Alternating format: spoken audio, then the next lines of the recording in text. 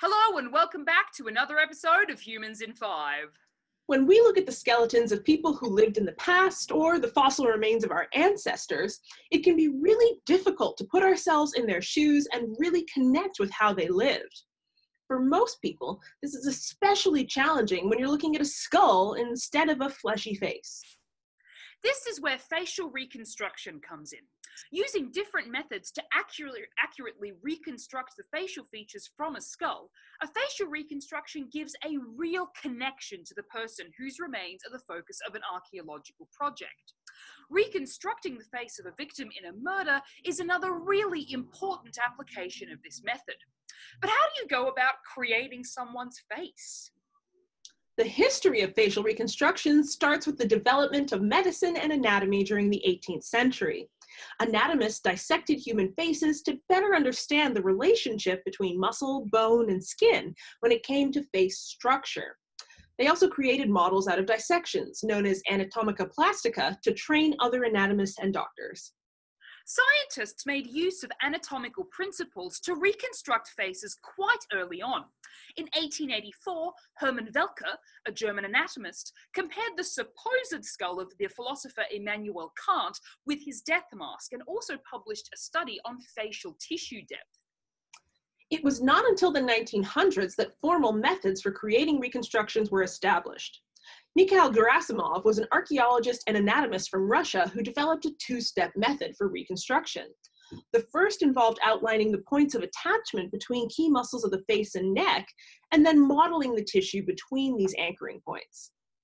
The American method of reconstruction, which is quite different from Gerasimov's method, relied on measuring the thicknesses of tissues overlying the bone.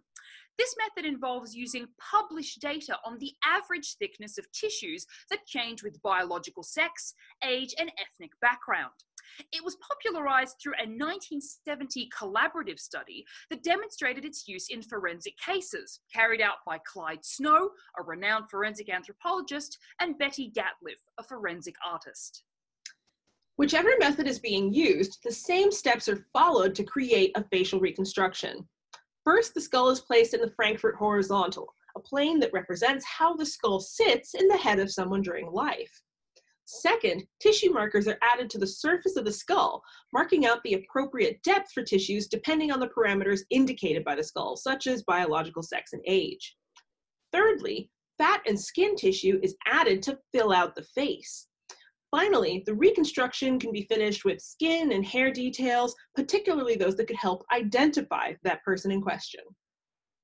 Computerized facial reconstruction today is often used alongside medical technologies. Images of the skull collected from CT scans can be used as the basis for software to automatically create digital reconstructions. In a 2018 study, Geraldo Miranda and colleagues from Liverpool John Moores University showed that facial reconstructions using CT scans of the skulls of 4 Brazilian people had a 63 to 73% match to the photographs of those people. The success of a reconstruction depends on the aim of the project.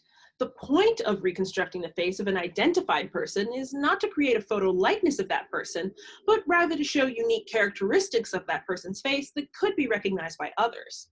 Reconstructing the face of a human ancestor, like Cheddar Man, humanizes this person from the past. Putting a face back onto someone's skull from the past or from today is a challenging task that demands knowledge in anatomy and computing. It's also a key part of forensic science and fast becoming a popular way of introducing people to their ancestors. We hope today's episode has shown you just what goes into building someone's face. Thanks for watching, and we'll see you next time on Humans in 5. And don't forget to subscribe.